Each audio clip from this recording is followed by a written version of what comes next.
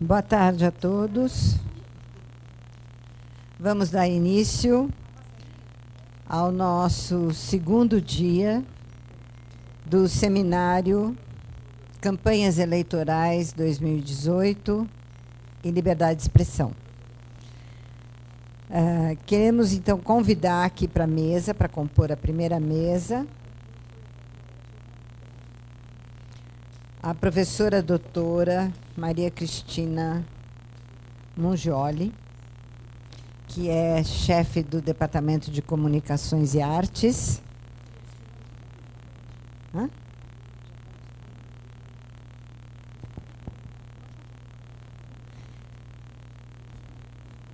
Acho que pode sentar.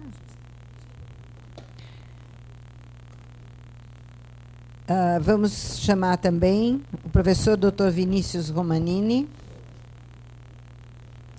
também professor do Departamento de Comunicações e Artes, o mestre José Ismar Petrola, doutorando do Programa de Pós-Graduação em Ciências da Comunicação, e Ângela Pimenta, que logo estará aqui na mesa. Boa sorte, boa tarde a todos. Cada um terá 15 minutos para a sua fala e depois nós abrimos para as perguntas.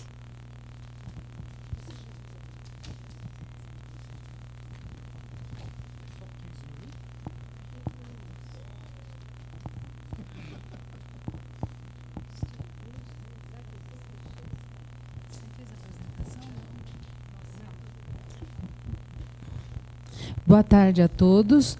É com grande alegria que eu estou aqui nesse evento organizado pela professora Maria Cristina Castilho Costa, né?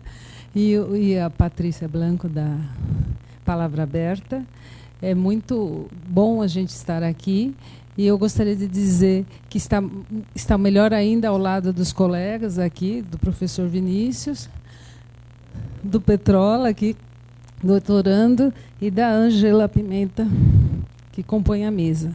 Eu tenho aqui uma pequena biografia de cada um dos participantes. Eu vou ler agora e depois, se algum deles quiser acrescentar algo, seria uma boa ideia. Bom, a professora Ângela Pimenta é jornalista e presidente do Instituto para o Desenvolvimento do Jornalismo, PROJOR, e coordenadora do projeto Credibilidade, Trust Project. O José Ismar Petrola é doutorando em Ciências da Comunicação pela Escola de Comunicações e Artes da ECA. Atua principalmente nos seguintes temas: jornalismo, teatro, liberdade de expressão e censura. O professor Vinícius Romanini é professor da Escola de Comunicações e Artes e atual presidente da Sociedade Brasileira de Ciências Cognitivas. Pesquisa atualmente a semiótica como lógica da comunicação e o uso de ferramentas de Big Data na formação da opinião pública. A nossa mesa, então, 3, tem como tema liberdade de expressão e fake news. Então, o tema é bastante atual e importante para as discussões que nós temos hoje no nosso país e no mundo. Eu gostaria... Então, eu gostaria de convidar, então, a professora Ângela Pimenta para começar a sua fala, por gentileza. Tá bom. Bom, gente, muito boa tarde. Eu queria só acrescentar, eu não sou doutora e eu sou formada nessa escola. E é muito bom voltar aqui para o auditório Lupe Cotrim. Eu tive muita aula aqui. Eu sou da mesma turma do Zé Roberto Toledo, entre outros. Estudei com o professor Chaparro, Marques de Mello e, na época, o professor Carlos Eduardo Lins da Silva também. Então, eu me sinto honrada de voltar para a minha escola. Bom, eu queria, por favor, colocar a apresentação. Pois não. Vamos fazer isso, gente.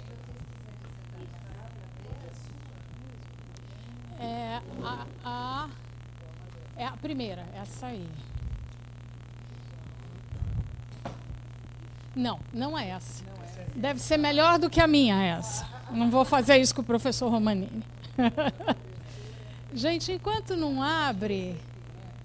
É isso mesmo. Enquanto não abre, eu queria começar dizendo por que nós, no Projor e no Projeto Credibilidade, a gente não usa esse termo F-News e a gente prefere evitá-lo. Primeiro, porque ele é um termo fetichista. Ele soa bem em português e inglês, entre outras línguas, mas ele é enganoso. A gente vai saber disso daqui a pouquinho. Então, a gente usa ou desinformação ou informação falsa, mas não aplicada à notícia. Eu aperto Enter aqui, né? Muito bem. Queria apresentar para vocês rapidamente o projeto. Quem é a gente? Nós somos um capítulo, que significa que a gente segue o método e as recomendações desse projeto, que nasceu nessa universidade.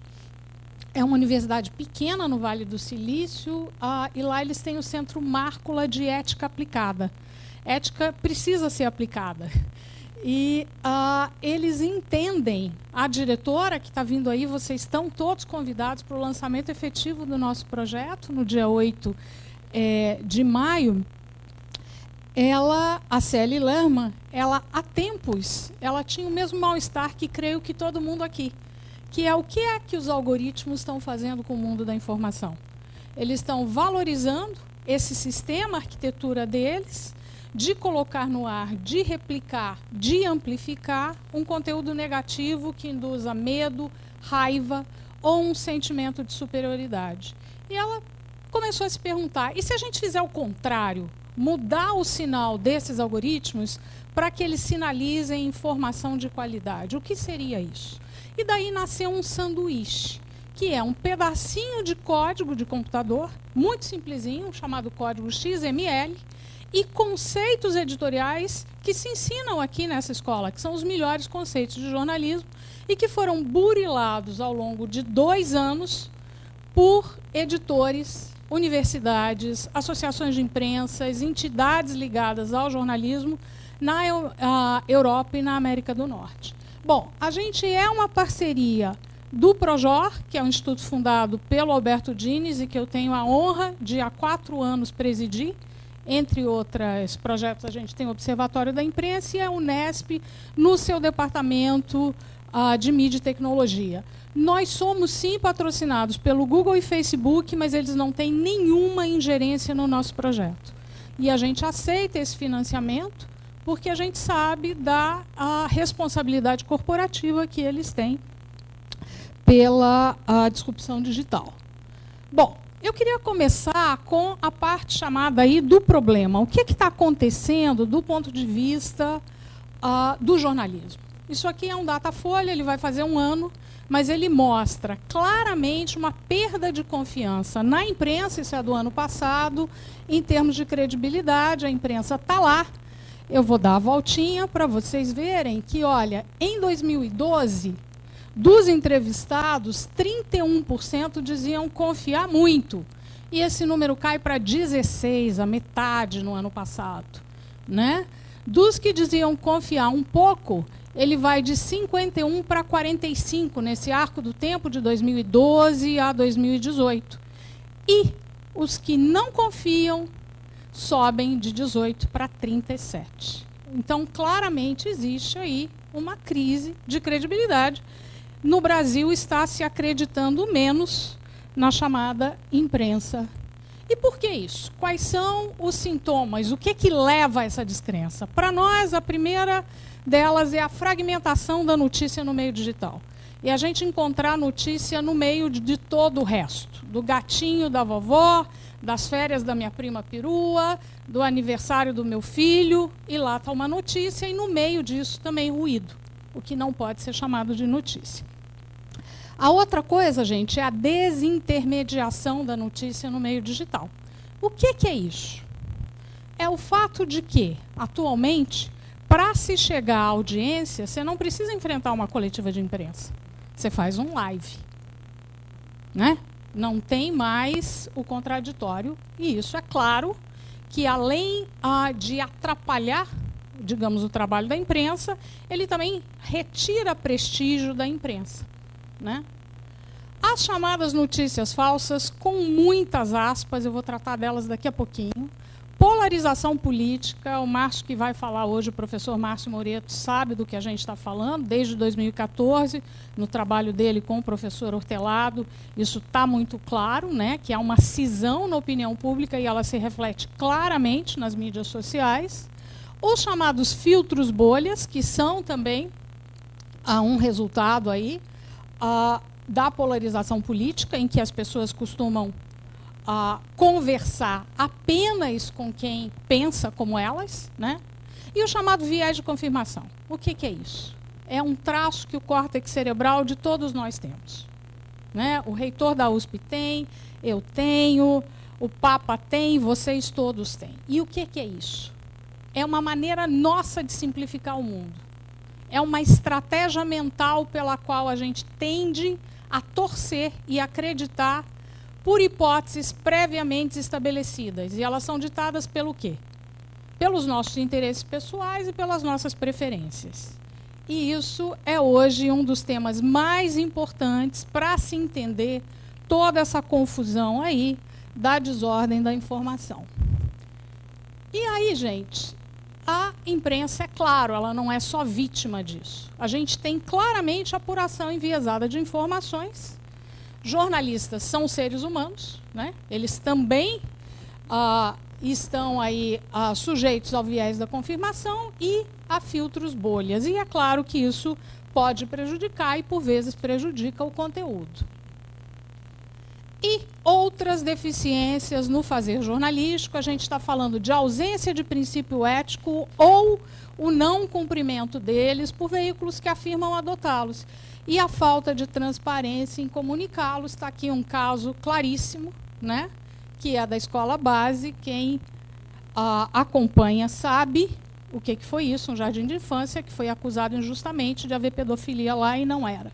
E esse livro disseca o que aconteceu.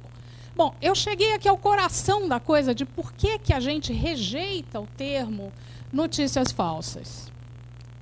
A acadêmica Claire Wardle, uma britânica, ela fez esse mapa, isso aqui é a tabela periódica da mentira, para a gente ser bastante raso, mas para tentar acordar o pessoal aí depois do almoço.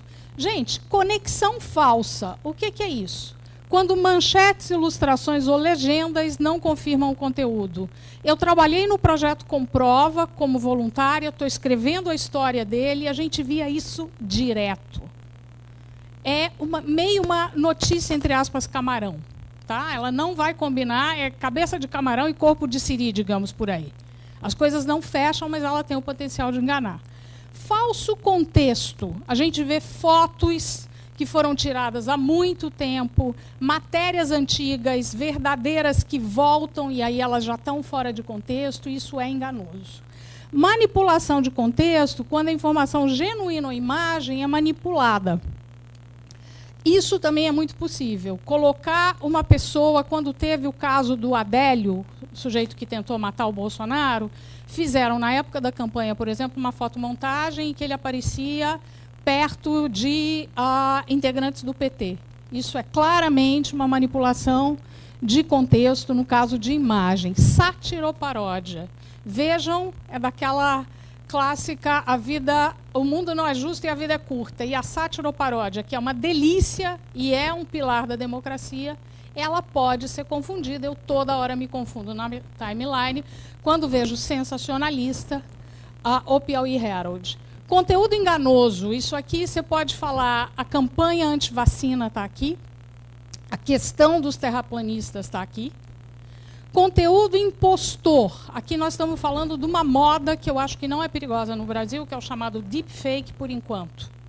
O grande risco para nós são os memes, é a enxurrada contínua de ruído na internet. Isso aqui custa muito dinheiro, se for um deepfake muito bem feito, e não vale a pena o retorno pelo trabalho que é investido. E essa aqui é a mentira 100%.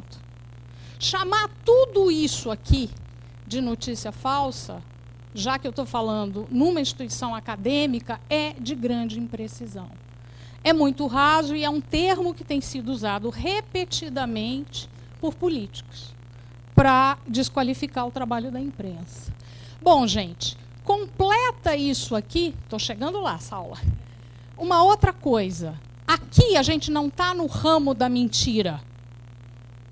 Aqui, do lado de cá, eu estou falando de discurso de ódio. Mas isso é criminoso. Isso cria um enorme problema para a questão de liberdade de expressão. De separar o joio do trigo, e está tudo misturado nas redes. Bom, como é que se resolve essa encrenca? Uma das soluções, em função do tempo, é fact-checking, que é checar a fonte oficial e que é diferente de verificação, que é checar conteúdo gerado por usuário, né? Ambos têm a questão do desmascaramento como objetivo final. Tá? A gente tem uma parceria. Mas eu tenho ali uma polícia do tempo que eu... Desculpe. Bom, gente, é a pedidos, então. Espera aí, como é que eu faço para voltar aqui? Bom, isso aqui quem criou é um italiano que é o criador daquela IFCN, o Alexio Mantisarlis. Esse gráfico eu acho brilhante. Isso aqui tudo, gente, está no nosso manual da credibilidade.com.br. A gente fez para ajudar as escolas, inclusive de jornalismo. E tem todo um capítulo da desinformação lá, com todos esses quadros, tá? Muito bem. Aqui é o ramo, é o lixo mais tóxico que existe, que é o lixo sem autor. E ali são fontes oficiais. E quais são as estratégias para cada um deles? Bom, posso seguir? Bom, a gente tem uma parceria com o Instituto Palavra Aberta, precisamos esquentá-la ainda mais, né, Patrícia Blanco? Mas, basicamente, a gente é para a gente uma prioridade. Tá? Aqui o comprova, o que ele foi. Vai sair um estudo inicialmente em inglês, porque o First Draft, que é o grupo que ensinou técnicas de verificação, está sediado na Grã-Bretanha, e depois nós vamos traduzir para o português. Mas, basicamente, é usar aquelas técnicas de verificação. Se produziram quase 150 verificações num prazo de 2 meses. Foi um trabalho insano. Bom, e aí o nosso projeto, o projeto Credibilidade. O que a gente quer com ele? Refletir, pensar sobre o que está acontecendo com a notícia quando ela trafega no meio de monturo, porque, francamente, a parte mais complicada daquele conteúdo que vocês viram tem que ser comparada à poluição no ambiente digital. Então, a gente quer refletir sobre isso e também desenvolver ferramentas e técnicas para identificar e promover um jornalismo digital confiável e de qualidade. Ups. Quem é o nosso consórcio? Tem de tudo aqui, um pouco. Tem desde a agência Mural, de jornalismo da periferia, até Folha, Poder 360, o Povo Online. Dos mais ativos hoje, a Abrage é nossa parceira. Esse miolo aqui, a gente está trabalhando ativamente com eles para eles adotarem esses critérios. Tá? E aí eu cheguei no que é o nosso projeto. O que a gente quer que esses veículos se comprometam? Sendo que é impossível certificar notícia. Certificar notícia é sinônimo de censura. Discurso semântico não supõe ISO. A gente quer que o usuário, o leitor, a leitora, julguem por si só se aquele determinado conteúdo merece a sua, a minha credibilidade ou não. Mas a gente quer que esses dados nutricionais da notícia eles estejam claros e que se possa, a partir daí, fiscalizar esses veículos. Por exemplo, melhores práticas. Quem é esse veículo? Quem é o dono dele? Quem são sócios, patrocinadores? Ele tem uma missão? Ele expressa essa missão? Como é que ele se compromete eticamente com fazer jornalístico? Qual é a diversidade na equipe, se é que alguma? Que padrões ele tem para a edição? Como é que ele lida com precisão, com erros, com políticas para correções, com off, por exemplo? O que ele diz de fontes anônimas? Isso está lá em Melhores Práticas. Expertise do autor e repórter. Quem é a pessoa ou o conjunto de pessoas por trás daquele conteúdo informativo? Tipo de matéria. Isso é muito simples de adotar e causa uma confusão danada na cabeça das pessoas. O que é notícia, o que é análise, o que é opinião, o que é publicidade empacotada como conteúdo patrocinado, o que é humor, etc. Citações e referências. Isso aqui é problemático e precisa melhorar demais no nosso país. Como é que eu, enquanto veículo, trato conteúdo de terceiro? A coletiva que eu não fui, o furo do meu competidor, trabalhos acadêmicos e assim por diante. E aqui, os últimos 4 métodos para reportagens mais longas. É o avesso. É como se a matéria, se ela fosse um palco, você abrisse esse bastidor para ver que decisões foram tomadas, que estratégias foram aplicadas. Apuração local. A propósito, o Projor tem um projeto. Nós temos um projeto pioneiro, que é de mapeamento do jornalismo local no país. E a gente sabe que democracia ou a falta de está ligada à imprensa local. Vide os casos aí de Brumadinho e Mariana, o que a falta que uma imprensa local faz para o nosso país. Diversidade de vozes aparece como um indicador à parte e também como componente do indicador melhores práticas. Aqui é do ponto de vista editorial, para que uma reportagem seja a mais redonda, polifônica possível. E o feedback acionável é a conversa, o diálogo, que deve ser contínuo, não é só reclamação. Cada vez mais, grandes e pequenas publicações digitais estão percebendo o quanto ganham com a participação dos seus usuários. A gente que mais reclama, olha ali, ó, culpa sua, meu tempo esgotou. Mas eu queria só dizer quem é que está lá nos Estados Unidos, aqui são só alguns, tem mais de 100, hoje eles já alcançam mais de 200 milhões de usuários na Europa e nos Estados Unidos. Aqui está o nosso manual da credibilidade, onde parte, ou mais, muito mais do que esses conceitos estão lá. Aqui, os nossos canais de comunicação, a gente tem uma newsletter mensal, vocês encontram tudo no nosso site, credibilidade.org. E aqui, gente, se vocês quiserem, quem quiser fotografar e fazer inscrição para ver, para estar lá, a Sally Lerman, que é a nossa diretora, está vindo aqui no dia 8, estão convidados, a gente ainda tem poucos lugares, vai ser no auditório da Unesp, na Barra Funda. Queria agradecer a atenção de vocês.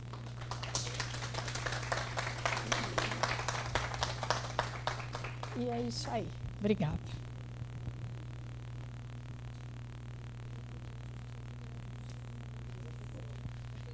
Fico aqui ou vou para ele? Tem mais PowerPoint?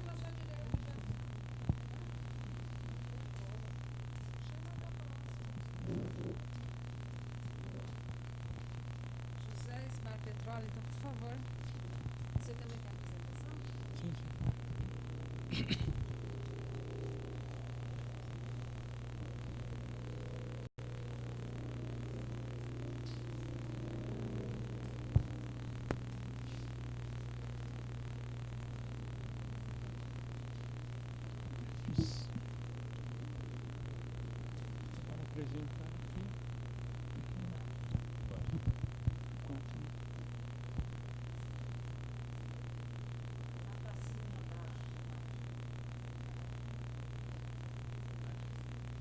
Bom, boa tarde. Sou José Ismar Petrola, doutorando na ECA USP. Também participo do OBCOM, junto aqui com a professora Cristina, o Walter e tantos outros que participaram aqui desse seminário desde a concepção da ideia.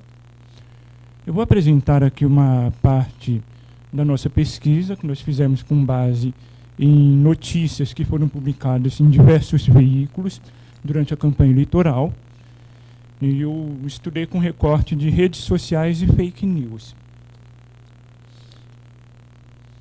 Bom, primeiro eu gostaria de colocar um pouco do contexto em que isto vai aparecer. Quer dizer, hoje nós estamos vivendo um período de uma mudança radical no universo das comunicações, né, com a globalização, com a expansão da internet, das redes sociais, a mídia impressa, os canais de TV, aquele jornalismo mais tradicional, não tem mais um papel, um protagonismo tão acentuado, está disputando espaço com outras formas de expressão. Então, o que a gente tem, principalmente a partir do ano 2000, quer dizer, com a expansão da Web 2.0, são os blogs e, posteriormente, as redes sociais, que vão ser usados por usuários comuns da internet. Né? Os blogs surgiram como diários virtuais, mas que também vão ser usadas com finalidades jornalísticas, seja por jornalistas que já são renomados das grandes empresas, seja por jornalistas iniciantes, seja por grupos ativistas que vão exercer atividade de jornalistas, mas que não é propriamente um jornalismo naqueles modos tradicionais, estão fazendo um outro tipo de comunicação. Para a gente pensar, o que é que a mídia ninja faz nas redes sociais? Quer dizer, vamos definir o que eles fazem como um jornalismo, como uma forma de ativismo, como uma forma de intervenção, quando eles levam as câmeras para as manifestações e fazem a transmissão ao vivo. Então, assim, há uma diluição, inclusive, das fronteiras entre o jornalismo e outras atividades de comunicação. Então, a gente pode falar aqui de um processo até de imigração. E, às vezes, profissionais que estavam naquele suporte ali do impresso, seja do grande jornal, seja de um jornal de pequeno porte, um jornal alternativo, e vão migrar para os blogs, para as redes, onde eles vão ter uma certa liberdade, um custo menor para produzir informação, outro tipo, uma possibilidade de alcançar uma plateia, um público muito diferente, muito mais amplo. Nós temos os aplicativos como Facebook e WhatsApp, onde às vezes as pessoas vão fazer algumas práticas de jornalismo de forma amadora. Então, eu vou lá, fotografo um crime que acontece no meu bairro, vou jogar no grupo de bairro. É uma atividade assim, não é jornalismo, mas também é uma atividade de transmissão de notícias. Também é uma fonte pela qual as pessoas se informam. E é no meio desse contexto que vai ganhar evidência o fenômeno das fake news. Como o nosso colega comentou aqui no começo, né? As fake news elas não são um fenômeno novo. A desinformação sempre existiu, provavelmente desde as primeiras guerras do mundo, desde o cavalo de Troia em tempos lendários. Quando nós falamos de fake news, hoje, nós estamos usando um termo que foi popularizado nas eleições nos Estados Unidos, em 2016, e foi popularizado pelo Donald Trump, se referindo às notícias críticas a ele que saíam no jornalismo tradicional. Então, Donald Trump falava que era fake news, as críticas que saíam no New York Times, no Washington Post. Mas ele próprio se utilizou bastante dessas fake news através de vários sites, numerosos perfis em redes sociais. Lá o WhatsApp não teve tanta penetração, foi mais no Facebook. E o que são as fake news? São notícias intencionalmente falsas. E aí eu gostaria de retomar o que a professora Pimenta trouxe aqui. Quer dizer, fake news ela não pode ser confundida com a sátira. Porque a sátira ela foi produzida com uma intenção de ridicularização. Ela vai se tornar uma fake news quando ela é deslocada do contexto e tomada por uma notícia real. E outras formas aí de desinformação. É diferente de uma barriga de um repórter. O que nós chamamos de barriga no jornalismo é quando o repórter publica uma notícia falsa. Vamos pensar num caso como a grávida de Taubaté. Quer dizer, a apuração ali foi verdadeira. O repórter foi até Taubaté, conversou com a moça e a notícia era falsa. Né? Então, não é exatamente uma fake news. E as fake news vão aparecer, portanto, num contexto de crise de credibilidade da imprensa. Quer dizer, no meio de toda essa multiplicidade que nós temos de comunicação com as redes sociais, com os blogs, com outras fontes alternativas. E a campanha eleitoral de 2018, ela é muito interessante, né, como para a gente estudar esse fenômeno, porque no Brasil, desde 2013, pelo menos, nós vivemos um contexto de uma polarização política muito intensa, né, podemos dizer, entre direita e esquerda, entre PT e antipetistas, ou coxinhas e mortadelas, né, como ficou popularizado nas redes. E é uma disputa que começa a se refletir muito nas redes sociais. Quando chegamos em 2018, quer dizer, nós já tivemos todo aquele processo de protesto em 2013, o impeachment da Dilma em 2016, que foi um processo bastante controverso. Quando chegamos em 2018, tivemos o Lula, que seria o candidato do PT, principal candidato de oposição, preso. Quem assumiu foi Fernando Haddad. Nós tivemos o Bolsonaro, que era um candidato no início que aparecia como um outsider, um candidato até pitoresco pelo extremismo das posições dele. Começou a ganhar impulso, principalmente por conta das redes sociais, canalizando certas insatisfações em amplos setores da sociedade. Ele sofreu um atentado no início de setembro. Então a campanha dele foi uma campanha quase totalmente virtual, porque ele não pôde participar de comícios, de manifestações. E a disputa de fake news está aí o tempo todo. Quer dizer, você tem nas redes sociais uma disputa de versões. Bolsonaro forjou a facada, segundo a esquerda, ou, segundo os apoiadores de Bolsonaro, quem mandou esfaquear foi o PT. Quer dizer, tem uma disputa de versões que vai acontecer de uma forma muito intensa e que sempre vai encostar nessas questões morais, questões de costumes, que são as questões que vão dividir esquerda e direita, são questões que vão unir as pessoas em torno de valores identitários, que é a moral, a religião, ela cria uma identidade sua com outro grupo. Então, por isso que é importante, e por isso também que eu acho que essas iniciativas por Comprova, elas têm um alcance um pouco limitado, porque por mais que você consiga rebater uma fake news, uma versão, você está lidando aí com algo que já não está mais numa ordem tão do racional, entende? É uma briga de torcidas. Muitas vezes a pessoa que repassa uma fake news, como aquela das mamadeiras em formato de pênis, será que ela realmente acreditou numa bizarrice dessas? Ou ela está desejando que aquela notícia fosse verdade? Ela está repassando aquela notícia para reafirmar que ela é contra o PT, porque considera que o PT é contra os valores morais da família, da religião que ela pratica. Então a gente está lidando com um fenômeno muito mais delicado. Bom, indo para a minha pesquisa. Nós, junto ao Obcom, nós fizemos aqui um clipe com mais de 2.000 matérias. Eu analisei cerca de 1.400 matérias sobre fake news nos 7 veículos. Foi a Carta Capital, Estado, Folha, o Globo, Poder 360, UOL e Veja. Quer dizer, nós estamos combinando veículos grandes e especializados, veículos com tendências ideológicas mais à direita e mais à esquerda. Temos uma amostra bem representativa. Então vamos verificar assim, quais as narrativas que surgem a respeito de fake news, redes sociais e toda essa discussão. Foi uma cobertura muito intensa, que cada passo do Legislativo, do STF, de organismos institucionais, das próprias empresas, no sentido de um controle das fake news, foi noticiado pelos jornais. Então, por exemplo, quando o ministro Fux deu a declaração em agosto de que o uso de fake news na campanha poderia anular uma candidatura, isso foi amplamente repercutido pelos jornais, foi relembrado em outros acontecimentos.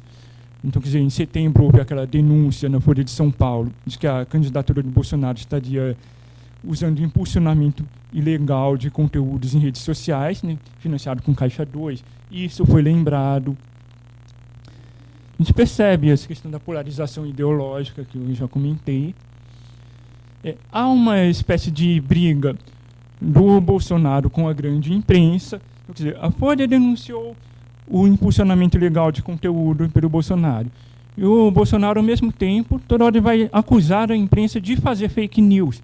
Ele próprio começa a usar algumas estratégias parecidas com as do Trump, lá nos Estados Unidos. Quer dizer, ele vai dar uma declaração bombástica que todos os jornais vão noticiar, horas ou dias depois ele vai desmentir e falar que é a imprensa que mente.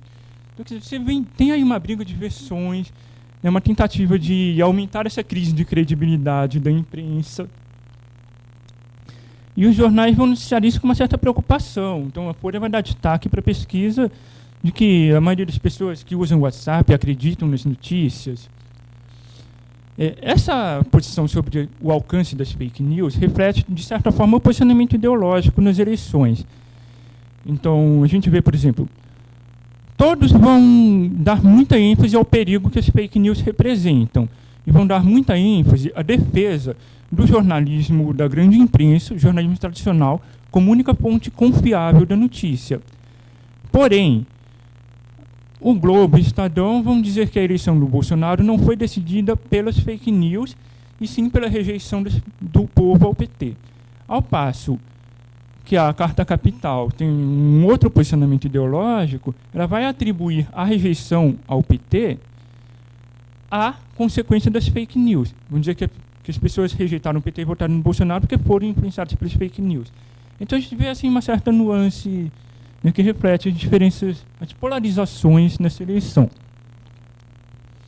E é muito curioso esse destaque que a grande imprensa dá à possibilidade de regulação, seja por vias legais, seja por outras vias, ao fenômeno das fake news, porque nos últimos anos, quase todos os debates sobre uma possível regulação de comunicação foram ignorados, foram evitados, ou mesmo combatidos. Era aquele argumento da ladeira escorregadia. Qualquer tipo de regulação da comunicação poderia nos levar à censura.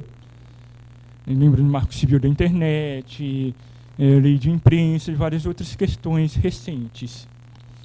Mas sempre só quando se fala o jornalismo.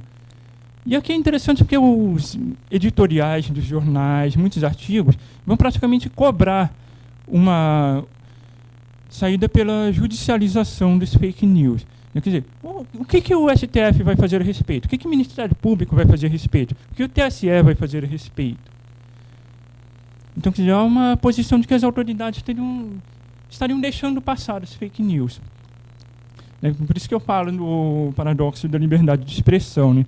Até que ponto é liberdade de expressão? Até que ponto é discurso de ódio? Né? E que tipo... É desejável algum tipo de regulação ou não? É um tipo de regulação de conteúdo ou seria um outro tipo de regulação? Então, essa... Então, eu vou passar rápido, já falei nessa questão da desqualificação da grande mídia para alguns candidatos. Isso é muito importante. Quer dizer, nós temos a grande imprensa sobre dupla ameaça. Quer dizer, ao mesmo tempo nós temos a concorrência das redes sociais, da internet, de outros veículos, nós temos a desqualificação por parte do candidato que, inclusive, foi eleito, que continuou com um discurso pesado contra o jornalismo profissional. E nós temos as novas questões que são trazidas pelas redes. Então, quer dizer, no contexto que a André comentou, né? O algoritmo das redes manipula as emoções dos usuários? Sim, isso é fato. Agora, isso é lucrativo para as redes, porque mantém o usuário conectado o tempo todo. As redes sociais não vão se esforçar para combater as fake news, enquanto as fake news forem mais lucrativas para as empresas. Então, eu gostaria de destacar algumas propostas que foram, inclusive, debatidas nesses jornais, principalmente o UOL, o País, a Folha um pouco menos, e que não passam por um controle, assim, uma certificação tipo, essa notícia é falsa, então vamos proibir. Mas que são outras, que seria uma forma de regulação das próprias empresas. Então, quer dizer, há teóricos que vão propor, já estou terminando aqui, uma auditoria independente, com possibilidades aí de possíveis sanções contra empresas que não combatem as fake news. Há teóricos que vão propor uma espécie de responsabilidade social para as empresas que operam as redes sociais. Comparando fake news com o lixo tóxico, quer dizer, uma empresa como a Vale, ela está pressionada por uma série de controles, né, para tentar reduzir as emissões de minérios, né, os possíveis acidentes com rejeitos. Então, paralelamente a isso, quer dizer, as empresas como o Facebook, como o WhatsApp, elas podem ser pressionadas a diminuírem o repasse das fake news através da pressão dos acionistas, os chamados stakeholders no jargão corporativo. Poder público, sociedade civil, todas as empresas, quer dizer, todas as instâncias às quais as empresas têm de prestar contas. Então, e só para concluir, né, dizer que a gente está vendo esse cenário muito complexo aqui de erosão do jornalismo como a principal instituição da informação, quer dizer, essa questão da desqualificação. Então nós temos que levar em conta também se as fake news estão acontecendo essa repercussão, porque elas são lucrativas para as redes e porque elas têm um apelo emocional para o público, elas apelam para valores, para o conjunto de identidades, né, que vão servir como uma forma de identificação, uma tábua de salvação num mundo que é instável, que é fragmentado, que a pessoa não tem mais uma carreira definida. Né, quer dizer, hoje o que vai unir as pessoas? Vai ser a família, vai ser a religião. Então as fake news, elas estão nesse campo de disputa aí que é muito mais arenoso, muito mais complexo para a gente trabalhar. Então, vou encerrar aqui minha apresentação, peço desculpa por ter estourado o tempo e deixo aqui para o debate.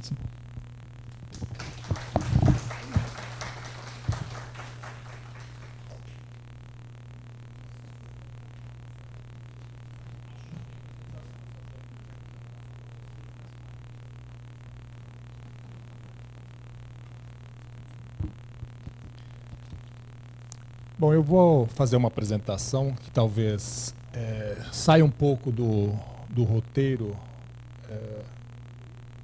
desse encontro, porque eu vou fazer uma discussão um pouco mais conceitual teórica e eu vou explicar por quê. Nós temos um grupo de estudos em comunicação, semiótica e Big Data, que é o Semiodata, que vem já há um ano fazendo uma reflexão sobre vários dos temas que estão sendo abordados, muitos já foram nessa publicação, aliás, belíssima, Liberdade de Expressão e Campanhas Eleitorais no Brasil em 2018. E vários dos nossos membros do grupo, e dos quais orientando os meus, vão fazer a apresentação amanhã, alguns com parceria minha, né? Então, por exemplo, a Márcia e eu vamos apresentar amanhã o artigo Fake News para além do jornalismo e da comunicação. Depois nós temos Mídia, Hegemonia e Concepção de Antônio Gramsci, contribuições para uma interpretação crítica, o uso do Big Data no contexto da eleição presidencial brasileira de 2018, pensando as pesquisas eleitorais tradicionais e o monitoramento das redes. Esse é um orientando meu, Pedro Caldas. A Renata Miele, que talvez alguns de vocês conheçam pelo ativismo que ela tem nessa temática. E eu vamos apresentar também Mentiras, Discurso de Ódio e Desinformação violaram a liberdade de expressão nas eleições de 2018. E, por fim, uma orientanda de doutorado meu vai apresentar Bolsonaro, o Valdo dos Trópicos, né?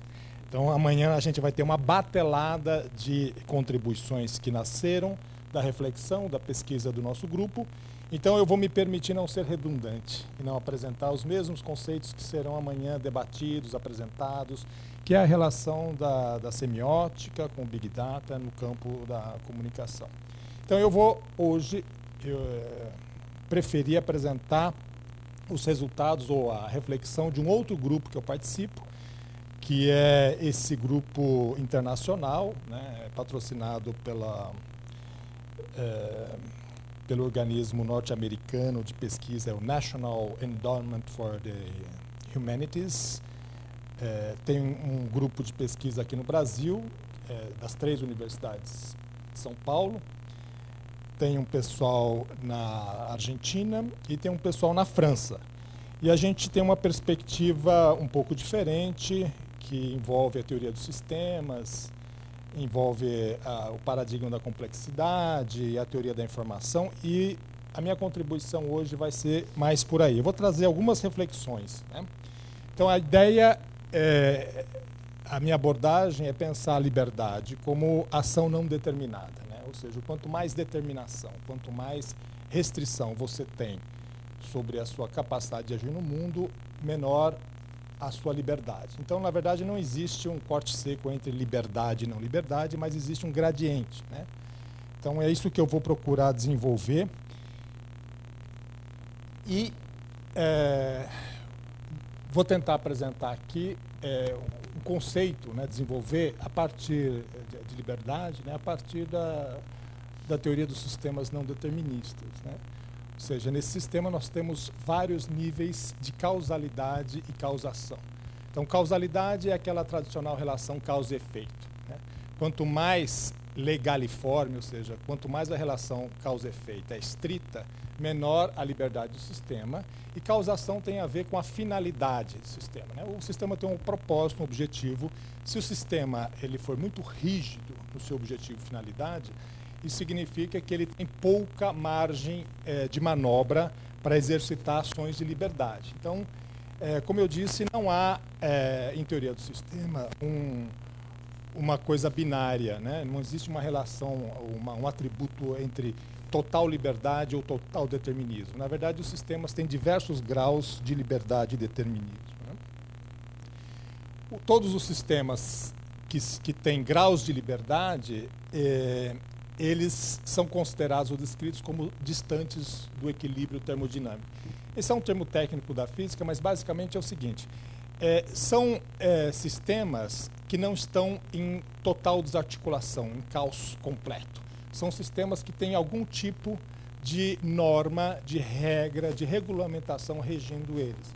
E essas normas implicam tanto formas de julgamento estética, né, quanto ética, quanto lógica. Então, as três dimensões das ciências normativas, né? Então, a gente julga o mundo esteticamente, eticamente e logicamente. E, portanto, os sistemas distantes do caos ou da desorganização total, eles necessariamente internalizam formas de julgamento normativos que podem ser classificados como estéticos, éticos e lógicos. Eles são informacionais abertos, ou seja, eles não trocam com o ambiente apenas energia e matéria, mas eles dependem da troca de informação.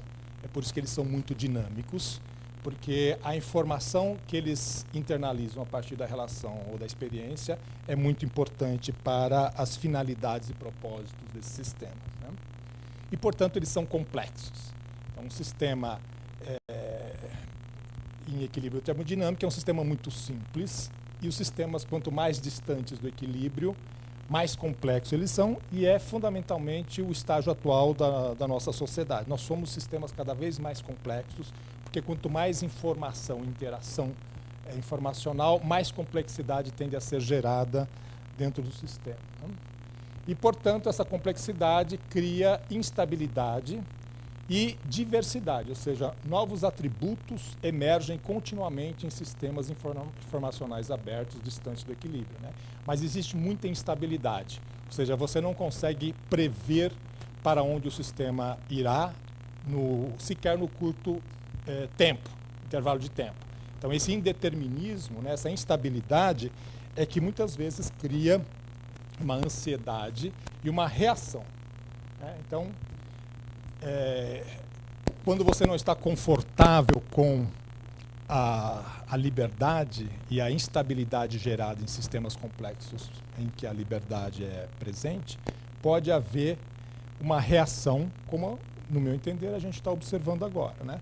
É uma reação determinista contra a instabilidade indeterminista.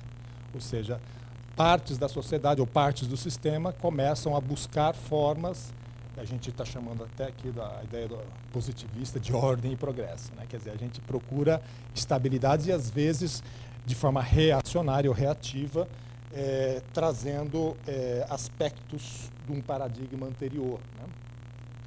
Então, formas de determinismos que nós já vimos, né? O Marshall McLuhan, né? The Meaning and the Message, eu acho que esse é o bordão mais conhecido dele, a ideia de que estamos dentro de uma aldeia global. Quer dizer, ele previu ou preconizou muitos dos fenômenos que nós estamos vivendo a partir do surgimento da internet. Mas tem coisas interessantes no McLuhan. Por exemplo, toda nova tecnologia necessita de uma nova guerra, né? Isso é uma previsão determinista dele, né?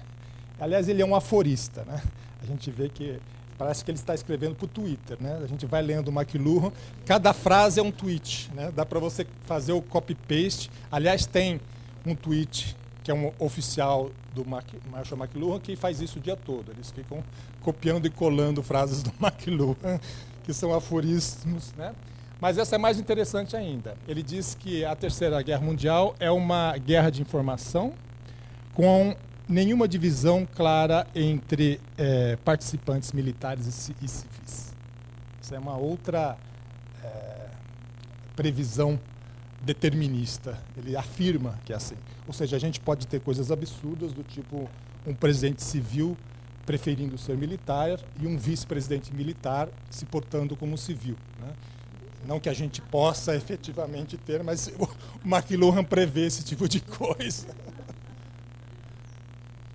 Bom, a gente tem o determinismo cibernético, que é a teoria dos autômatos regidos por comunicação. Eu acho que o principal nome é o Wiener, né? Mas a gente tem o Shannon, que criou a teoria matemática da informação, que sustenta, né, a informação binária que circula na internet, a máquina de Turing, né? E o Wiener, ele tem essa frase que eu acho bastante interessante, né? Society can only be understood through a study of the messages and the communication facilities which belong to it, and that in the future development of these messages and communication facilities, messages between men and machines, between machines and men, and between machine and machine are destined to play an ever-increasing part. Isso aqui foi escrito na década de 50. Né? E a reflexão que o Wiener traz é: será que os seres humanos usarão as máquinas e a informação? Ou as máquinas e a informação é que usarão os seres humanos? Quer dizer, quem está no controle? Né? Somos nós que nos servimos. 5 minutos. Gente. O determinismo evolucionista, né? O Richard Dawkins, que é um zoólogo vivo, inglês, britânico, né? Ele tem essa ideia de um evolucionismo universal, a partir da biologia genética. Ele é o criador, né? Ele é um ateísta polemista, né? Ele é muito conhecido pelas discussões que ele faz contra a existência de Deus.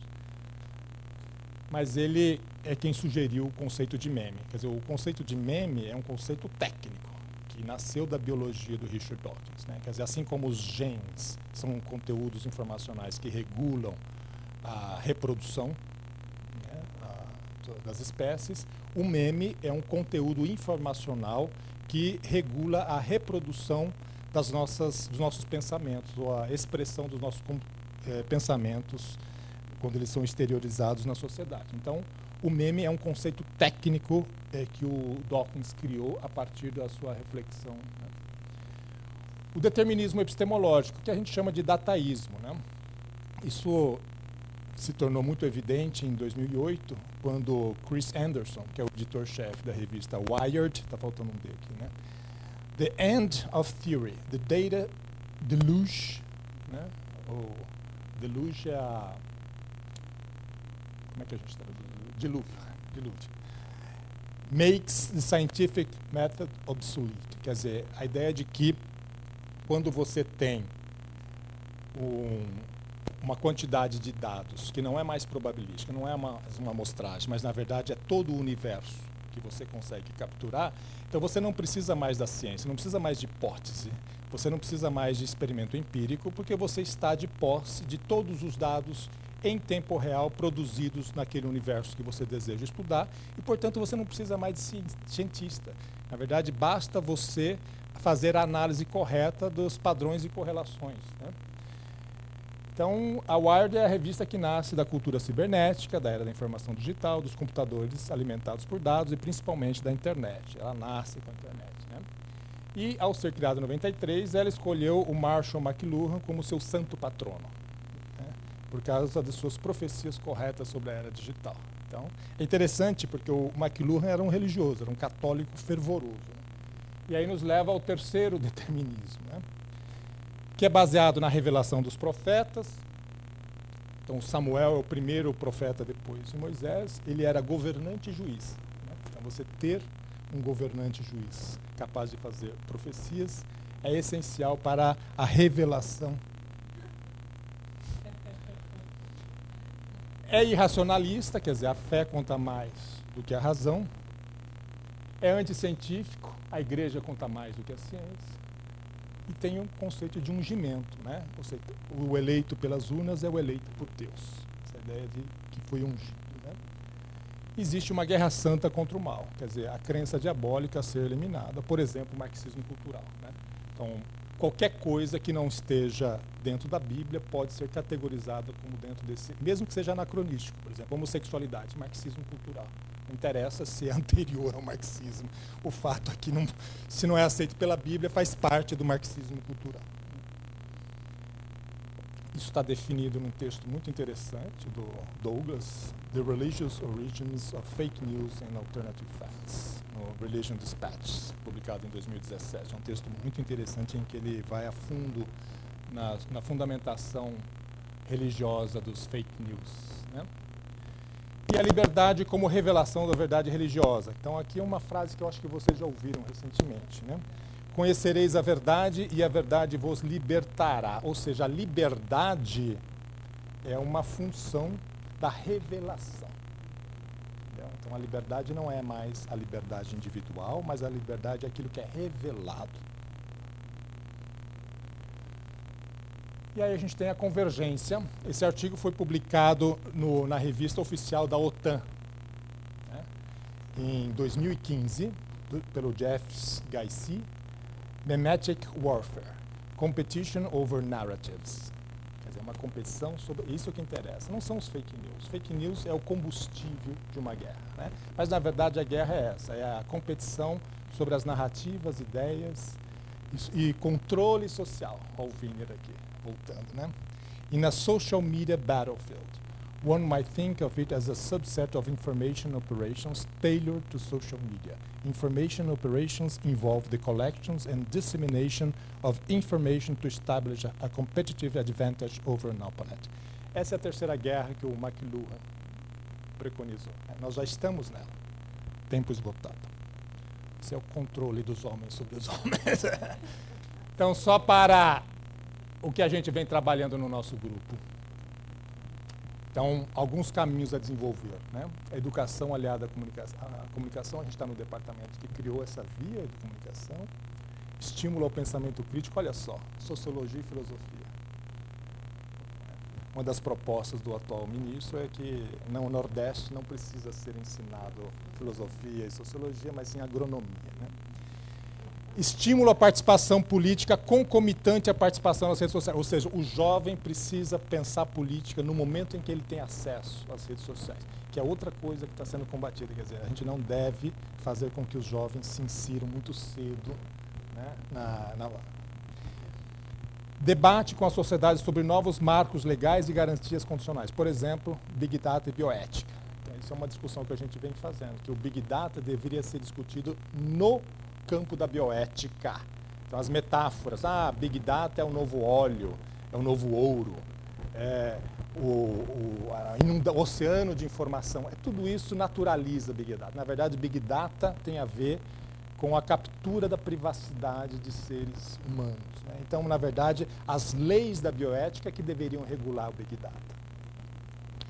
E o uso de novas tecnologias como freios ao descolamento do real. Então, a gente está pensando, por exemplo, blockchain, que é uma tecnologia que poderia ser aplicada como uma forma de fazer com que as notícias tenham um lastro por conta de uma comunidade de verificação, né? Enfim, essas são algumas ideias que a gente vem pensando no nosso grupo e, claro, a perspectiva semiótica e pragmática, que a gente vai falar mais amanhã nos trabalhos que serão apresentados pelo grupo. É isso, pessoal. Obrigado. Desculpa por passar o tempo.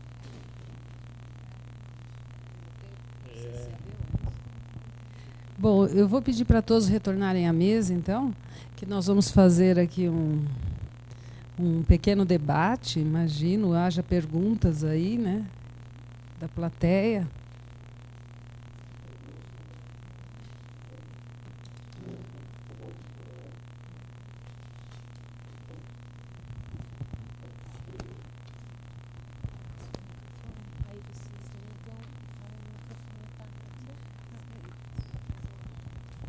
Eu queria pedir o favor de a pessoa que for fazer a pergunta se identificar, né, e dizer a quem direciona a sua pergunta ou a quais pessoas direciona a sua pergunta.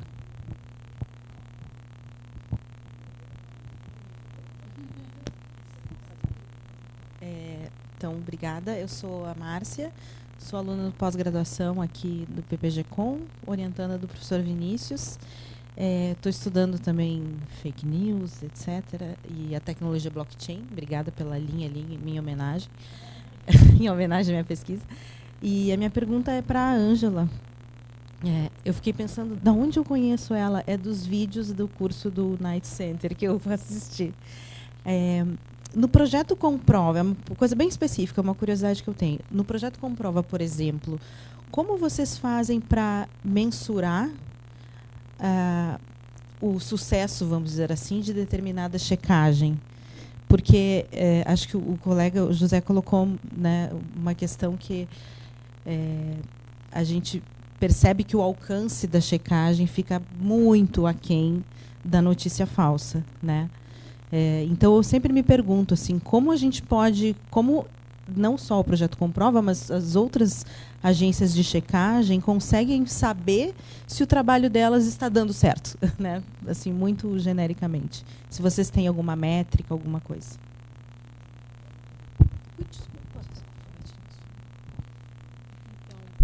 Obrigada. Então, Márcia, sua pergunta é super importante. O José tem toda a razão. Esse é um grande desafio.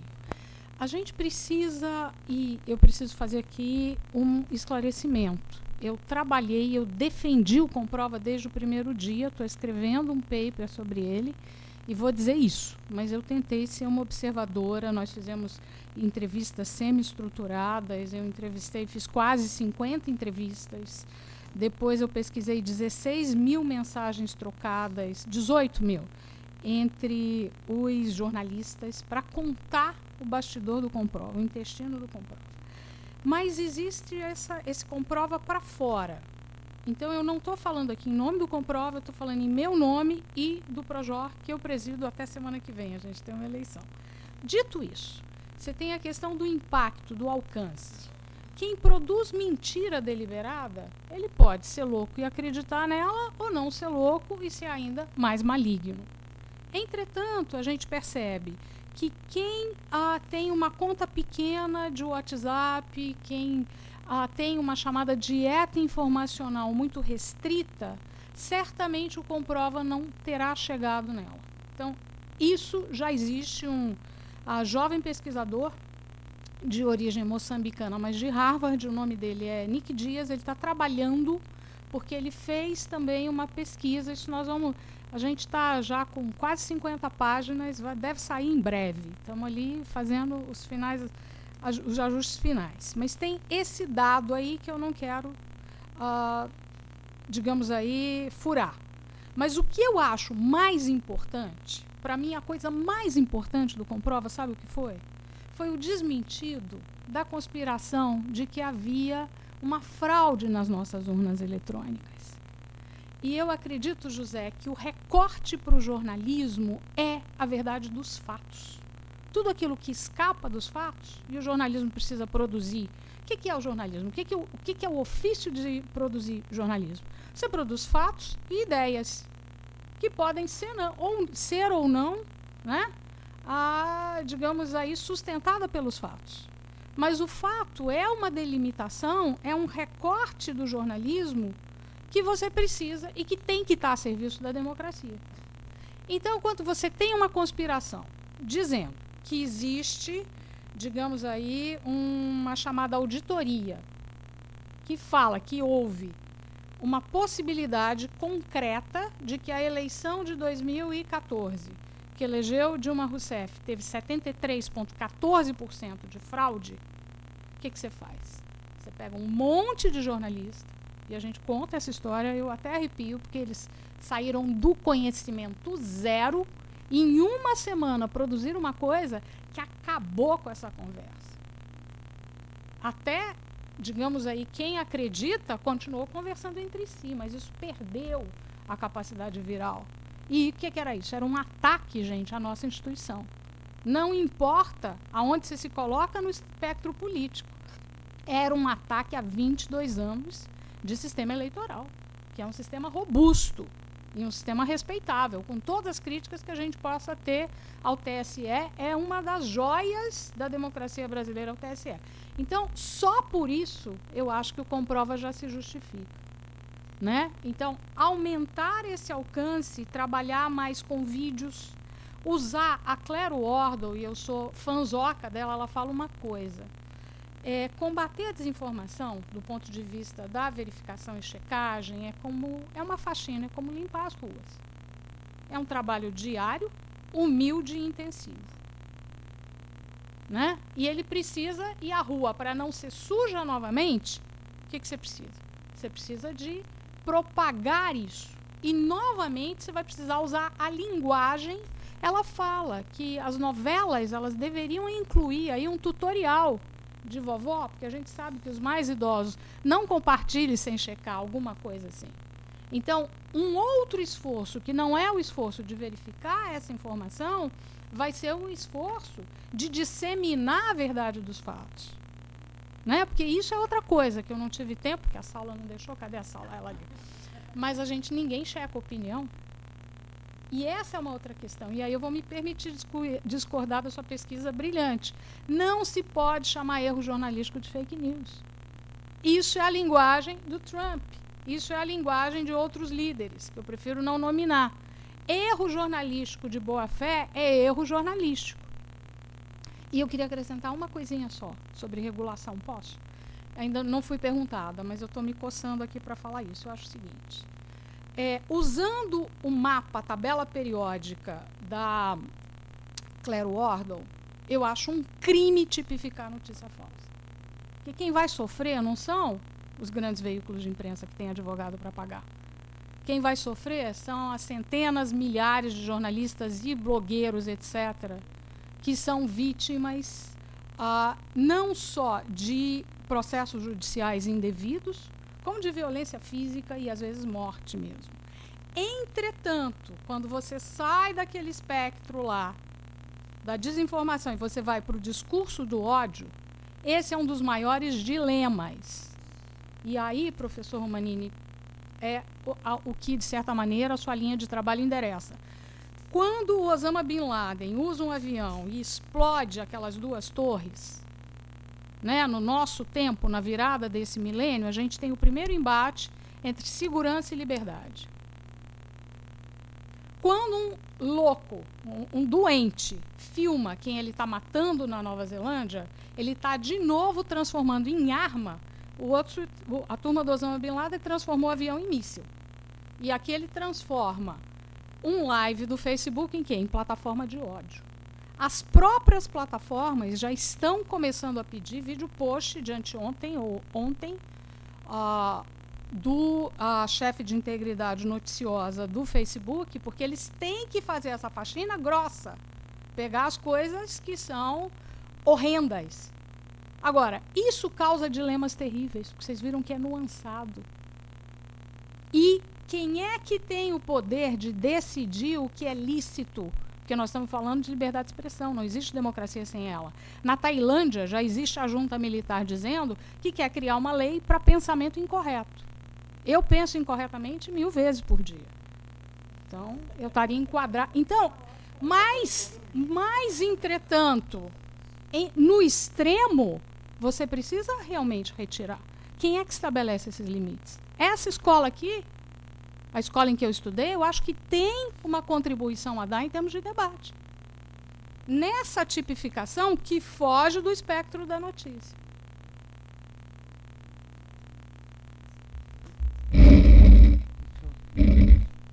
Eu gostaria aqui de fazer um comentário aqui em cima da resposta da Ângela.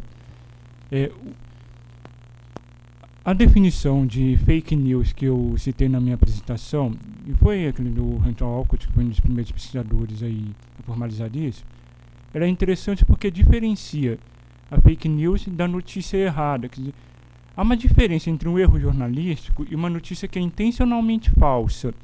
E os vários estudos que tem sobre fake news hoje apontam que fake news, ou ela é criada às vezes com uma finalidade comercial, se gera clique ali através do algoritmo, ou é com uma finalidade de uma intervenção política, que é o que nós temos visto, inclusive na eleição brasileira, que nós estudamos, né, ou as duas coisas. Então, assim, eu realmente queria acrescentar, assim, eu concordo que não é bom nós termos uma instância de poder que vai definir essa notícia aqui é falsa ou não. É um outro tipo de contraposição às notícias falsas que nós devemos pensar. Eu começaria já não usando esse termo, a não ser que seja entre aspas, já que a gente está numa academia. É um termo fetichista e impreciso. Bom, eu sou o Walter, eu sou aqui do Ubicom e participei da pesquisa que está resumida aí nesse livro que nós publicamos ontem, né? Então, nós avaliamos aí 2.500 notícias e nesse período, todo o período de eleição do primeiro e segundo turno de campanha, né? E aí acompanhamos todos os movimentos do Comprova, né? E o que ficava, não só do Comprova, mas da Lupa, das outras agências que acabavam chegando para a gente no clipping, a maior parte delas.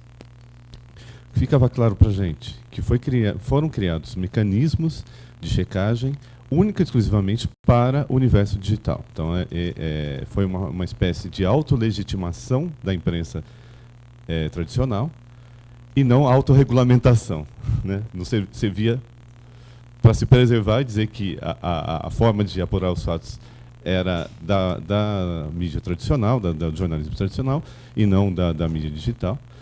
E, ao mesmo tempo, apontava que nós fazemos certo e eles fazem errado. Então, acho que aí é um ponto de partida. A segunda questão, que incomodava bastante nas nossas análises, era que era única e exclusivamente uma agências de checagem. Ela não apontava, ela não contextualizava o erro, né? Então, por exemplo, usando um exemplo que eu usei ontem na minha mesa aqui, aleatório, que foi uma notícia que circulou de que o Haddad, se eleito, já havia se comprometido a publicar um decreto em que ele definiria o gênero das crianças que nasceriam dali por diante. Algo completamente descabido. As agências de checagem diziam simplesmente, ele não disse isso em momento algum, em publicação alguma, mas não contextualizavam para dizer que é um mecanismo completamente ilegal dentro da Constituição e coisa e tal. Então, não havia essa contextualização na checagem da notícia. Era simplesmente dizendo, isso não foi dito, isso foi feito, isso sim, isso não. Isso eu acho que na compreensão, no desmentido e na desqualificação da notícia falsa, né, ela tem um impacto menor, né? Então, acho que existem algumas opções, né, algumas escolhas nessas agências de checagem que as tornam ineficientes no sentido do desmentido. Então, eu queria que a Ângela, que participou desse processo, comentasse um pouco esses mecanismos que foram definidos, principalmente do Comprova, porque foi um pool, né, grande da maior parte das empresas, e eu acho que estavam bem claros. Cristina? Então, olha, primeiro que tem muita gente boa aqui, vamos fazer mais perguntas, pessoal. Mas, enfim, olha, eu não falo em nome da coalizão. Comprova não foi uma agência de checagem, foi uma iniciativa. Quais eram os princípios, tá, que o Comprova editorialmente ele assumiu? E foi difícil colocar essa coalizão de pé. No começo havia ceticismo, era uma coisa nova, né? Gente pequena, gente grande, uma redação descentralizada. O editor Sérgio Ludic e 2 editores assistentes ficavam numa salinha que eles chamavam de debunker, porque não tinha janela na FAAP, e você tinha as outras 24 redações espalhadas pelo país. Mas qual era o método disso? Era pegar as melhores ferramentas virtuais, e ali você tem coisa que é ver se a foto foi manipulada, qual é a data da primeira postagem, a origem dela, se aplicava vídeo, se aplicava áudio, né? Mas grande parte era card. Então, primeiro, qual é o RG disso aqui? Qual é o chamado DNA? A segunda coisa é o seguinte, era o princípio do silêncio estratégico. Se algo é muito tóxico, mas não está viralizando, deixa quieto. Responsabilidade, integridade, velocidade versus precisão, a precisão ganha o protagonismo aqui. Esse exemplo que você fala do Haddad, eu não conheço. Eu vi, por exemplo, teve cerca de 60 dos 147 que, por falta de, digamos, critérios editoriais que também favorecessem o fato, Porque quando você fala de verificação, você tem que dizer se é verdade ou mentira, ou se é enganoso, você tem que pesar também a questão da motivação, tá? Houve cerca de 60 que eles não trabalharam. E era tudo acordado entre os pares, entre essas 24 redações. Havia previsão de um conselho editorial em caso de conflito que nunca precisou ser acionado. Havia cláusulas, inclusive, que se alguém infringisse as regras, isso nunca aconteceu. E, ao que eu me lembre, as coisas tinham contexto no ambiente do Comprova. Eram posts longos. Eles tinham primeiro um lead, mas eram longos. É difícil ler aquilo tudo. O Comprova, ele não faz essa distinção, ele por si, eu não falo em nome de nenhuma daquelas redações e nem dele mesmo, eu sou parte da coalizão, mas eu estou falando aqui em nome do Projod, de alguém que viu por dentro, entre jornalismo, jornalão, grande imprensa, e jornalismo digital. A diferença que a gente faz, o nosso recorte é o que é factual ou não, o que é bom protocolo jornalístico e o que não é.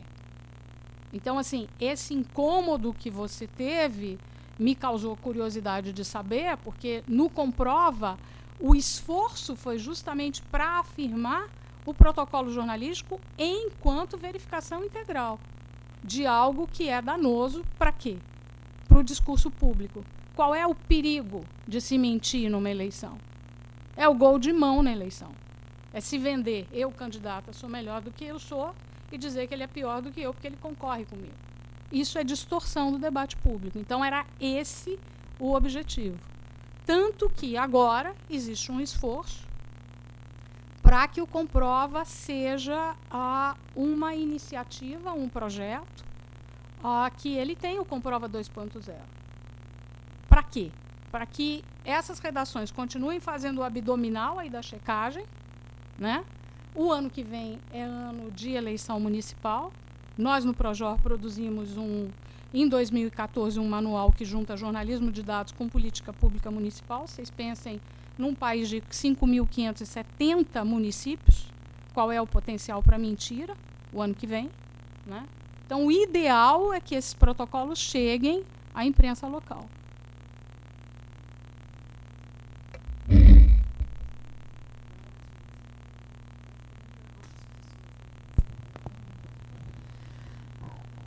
Bom, a primeira coisa eu queria dizer que nós usamos, inclusive, para essa mesa, a palavra fake news, porque a nossa pesquisa foi uma pesquisa indutiva. Nós partimos dos conceitos usados nas matérias que nós estudamos. Nós não teorizamos sobre a realidade. Nós fizemos uma análise de conteúdo das matérias que foram lidas. E fake news é a palavra usada. Aliás, nós detectamos uma passagem muito interessante, que é do uso adjetivo da palavra fake news para o uso substantivo, que nós fizemos referência ontem.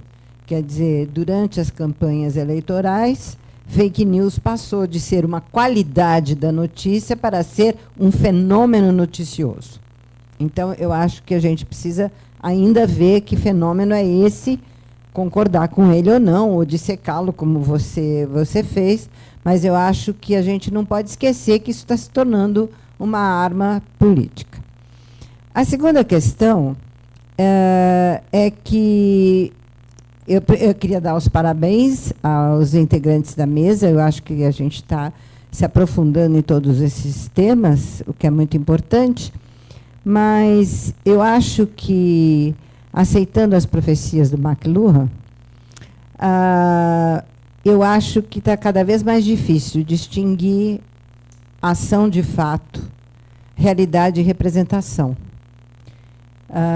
Então, eu acho que não é a contraposição de uma representação ao fato que ela representa que pode dar sua legitimidade, mas a intencionalidade com que ela é feita. Então, eu gostaria que vocês comentassem isso, respeitando McLuhan, que fez essas profecias tão importantes das guerras atuais.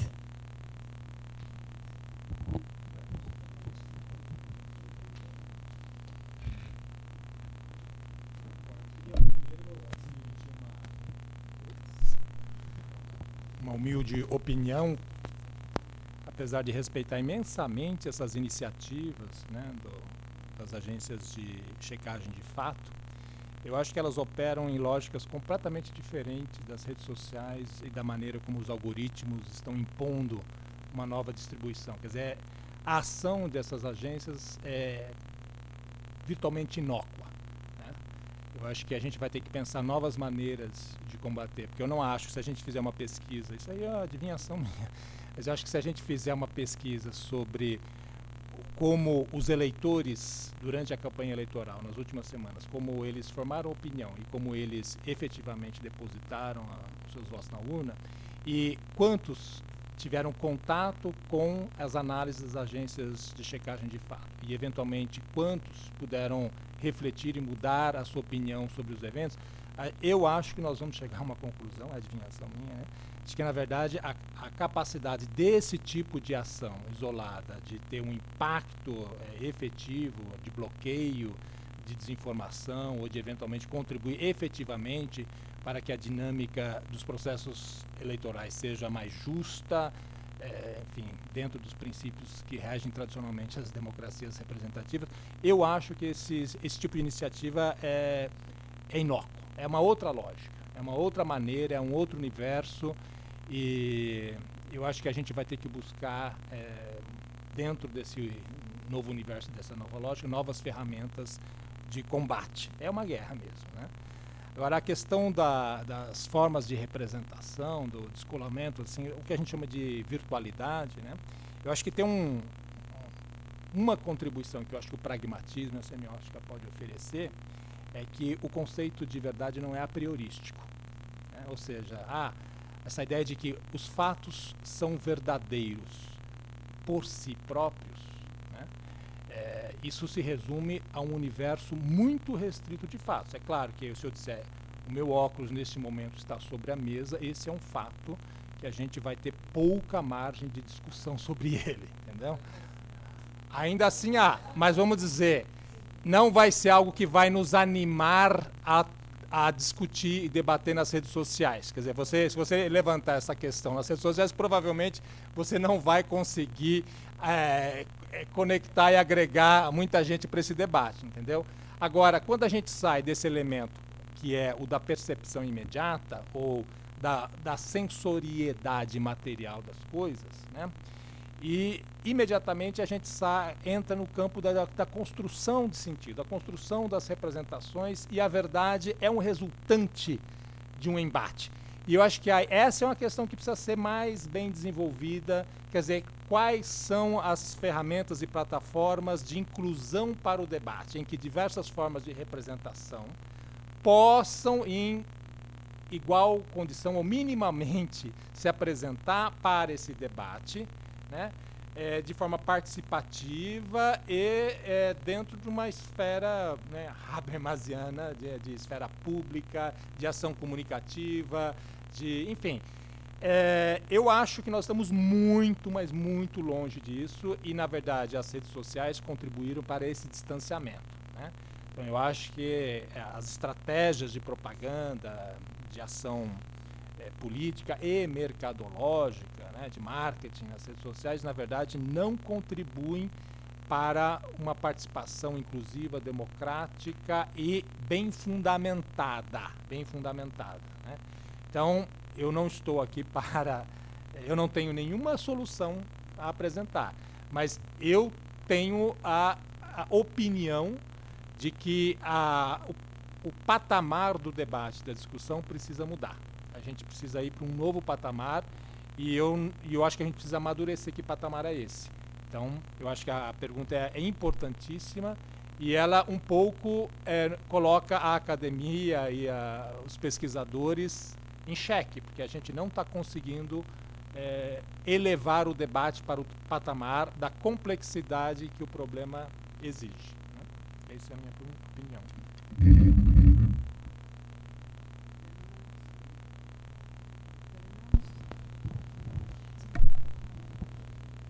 Eu não sei se temos tempo ainda para mais uma pergunta.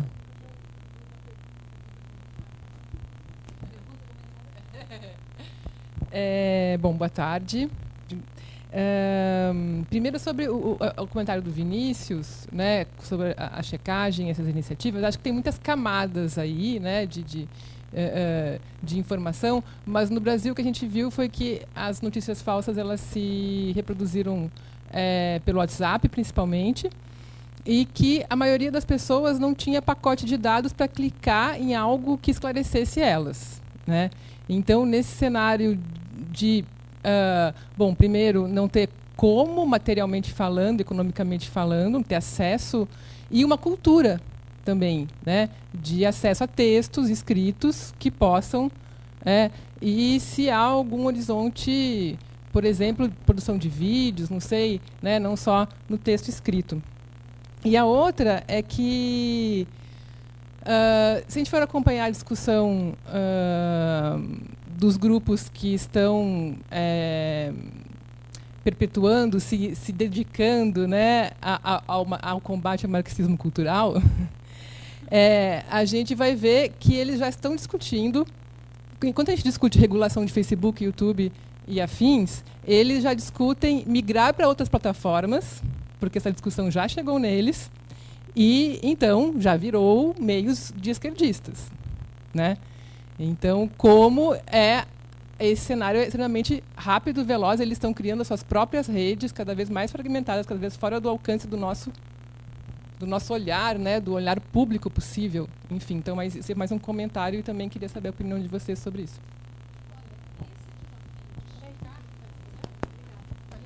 Esse desafio de checar as coisas, vocês têm toda a razão. A checagem, ela precisa chegar e ela é parte do jornalismo. Ano passado eu estava na Famecos e me perguntaram, mas checar é o que o jornalista precisa fazer para começar, antes de tirar o papel e o bloquinho, não é? Isso é o jornalismo na veia. Agora, como é que isso chega a quem não está predisposto a ouvir? Ou quem produziu? Essa é uma grande questão. Eu concordo com toda a questão, a dificuldade fenomenológica do fato e da verdade. É um reducionismo. Mas eu acho que no, digamos aí, abismo que a gente está, o fato é a nossa trincheira. Porque se a gente não tiver algo que o seu óculos está na mesa para a política pública, nós não temos audiência pública, nós não temos processo legislativo. Nós somos um país que a nossa democracia está em frangalhos. Nós precisamos conversar mais. Debates bons, acalorados como esse aqui, deveriam ser a norma e não são. Né? Então, me assusta muito a desconstrução do jornalismo, porque foi o ofício que eu abracei. Eu entrei nessa escola em 83 e 84, eu marchei pelas diretas, como aluna dessa escola. Então, o que se trata de defender hoje são esses conceitos civis, de tolerância à diferença, né? Da gente saber que todo mundo tem um viés de confirmação e de que a gente pode trabalhar junto, discordando marginalmente ou mesmo muito, porque isso é o debate democrático. É disso que devem derivar as nossas leis e políticas públicas. Por que eu estou dizendo isso? Porque Hannah Arendt dizia que a democracia precisa dos fatos, porque o contrário dela é a mentira e são os segredos. Absolutamente corrosivos e, de certa maneira, bebendo lá em Habermas. Essa praça pública que a gente tem hoje, ela é monstruosa. Eu queria fazer um comentário. A gente recebeu o Pablo Hortelado há poucos dias aqui no nosso grupo e o Pablo me diz o seguinte, que ele não está preocupado mais com as fake news ou com o descolamento dos fatos, porque, na verdade, os chamados sites de fake news, eles não fazem fake news. A gente está colocando a atenção no problema errado. O problema é a narrativa. Você pode fazer com fatos verificáveis, verdadeiros, narrativas completamente falsas. E boa parte da propaganda política, dos memes tóxicos, das notícias que levaram aos resultados eleitorais no Brasil, no Brexit, né? Na verdade, eles não se baseavam em fatos falsos, mas sim em interpretações, em narrativas que distorciam os fatos. Então, eu acho que a gente tem que criar complexidade em cima dessa análise. faça, gente. Não existe caminho fácil, professora. A senhora perguntava o que a gente faz. Não tem remédio fácil para isso. Nós estamos diante da maior ruptura da comunicação desde a prensa de Gutenberg. No limite, o que a gente está vendo está levando a linchamento. Pode levar à guerra civil, pode levar a um esgarçamento ainda maior da polarização do nosso país. Tem 3 coisas para dar conta disso, e todas incertas. Checagem, educação midiática e maior responsabilidade, do jeito que o nosso projeto propõe, para a imprensa, que ela diga quem ela é. Ela só vai poder se defender de não ser F-News se ela tiver o que mostrar. E a gente, de novo, está falando do discurso semântico. O que, para vocês, pode ser, né, um grande falseamento e tal, pode não ser para eles. Isso é da democracia. Isso não é pensamento incorreto.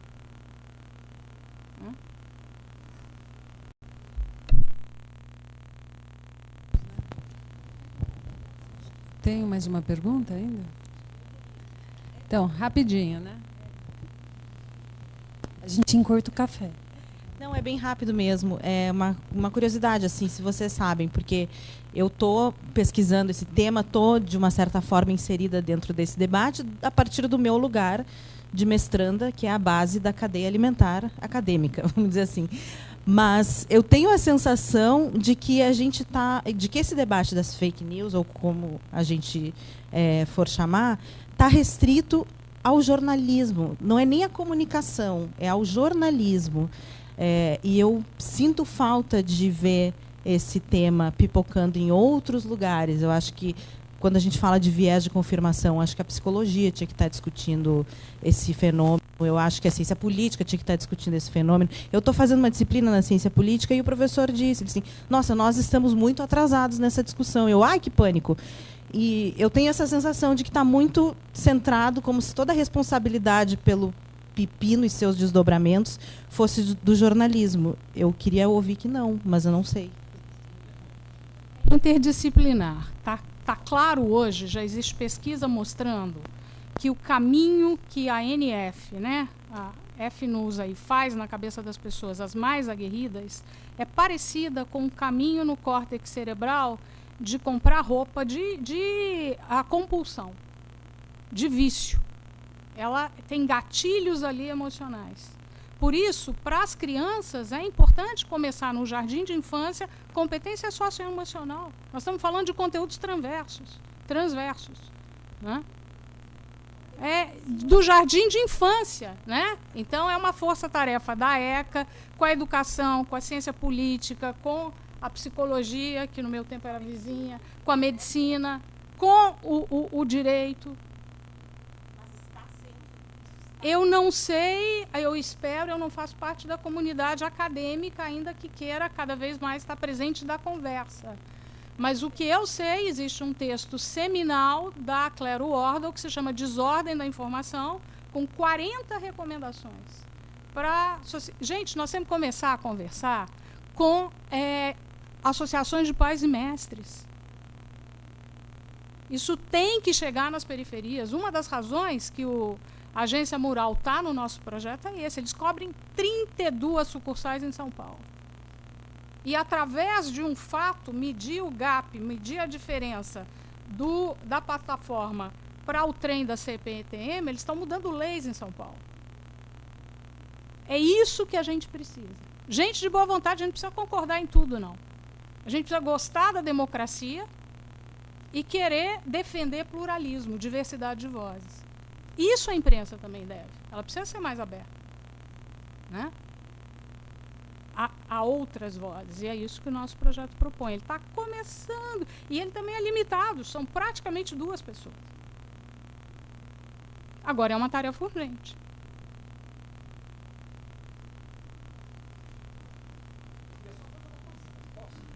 Lembrar que o Lasswell, que é um dos pilares da teoria funcionalista da comunicação nos Estados Unidos, já na década de 50, ele tem um texto que ele falava da disfunção narcotizante. É um conceito que pouca gente na época entendeu e explorou, né? Mas a disfunção narcotizante do Lasswell tem exatamente a ver com o que a gente está discutindo. Quer dizer, já na década de 50 ele já anteviu o problema da informação desregrada.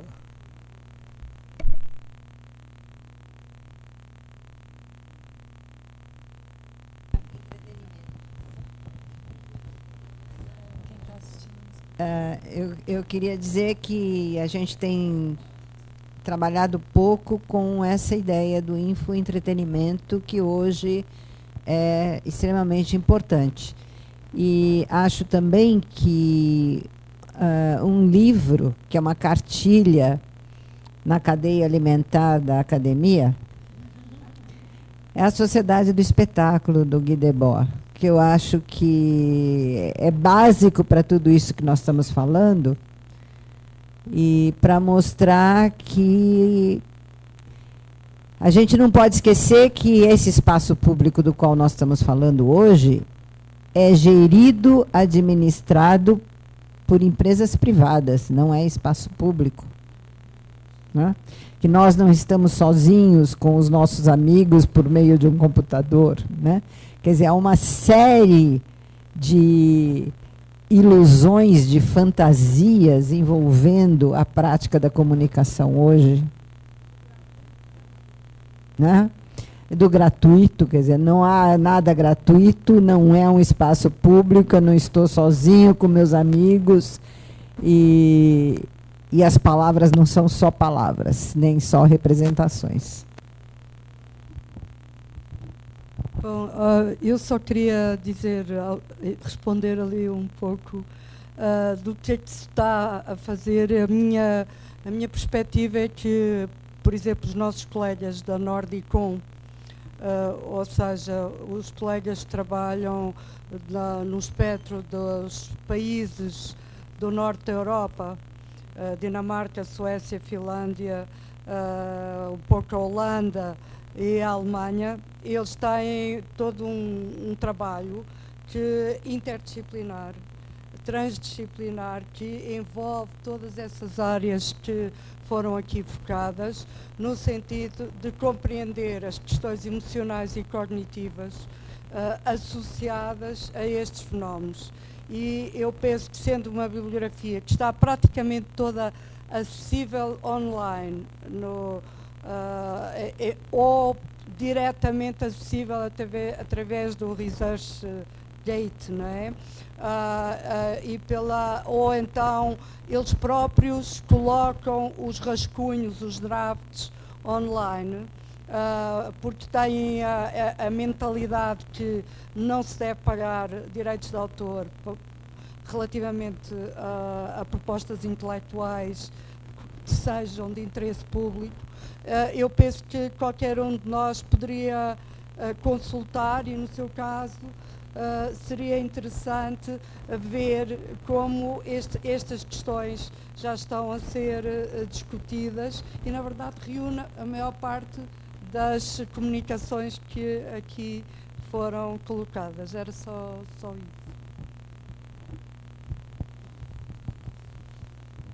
Bom, vocês querem falar mais alguma coisa para finalizar? Então, eu só queria finalizar dizendo aqui, vou aproveitar meu lado, né, que eu não sou jornalista, né, estou nessa mesa com jornalistas, mas não sou jornalista, trabalho com ficção, né, ficção de televisão, e uma das áreas que eu estudo são as narrativas, né? E tem um teórico norte-americano, um psicólogo que talvez vocês conheçam, que é o Jerome Brunner. Ele tem um livro, né, que é Cultura da Educação, e um dos capítulos dele é a interpretação narrativa das realidades, né, da realidade. E aí ele vai dizer que o que move uma narrativa é um motivo, né? Não é uma causa, não é uma causa do tipo lógico. Então, o que a gente tem que... Quando ele fala das narrativas, da guerra das narrativas, eu penso muito nisso. E aí ele fala da emoção, a emoção está envolvida aí. O motivo não é o fato de eu fazer algo porque houve, mas pode ter, eu sou movida por um sentimento que me faz acreditar em algo. Então, um pouco isso que eu fiquei pensando quando vocês falavam, né?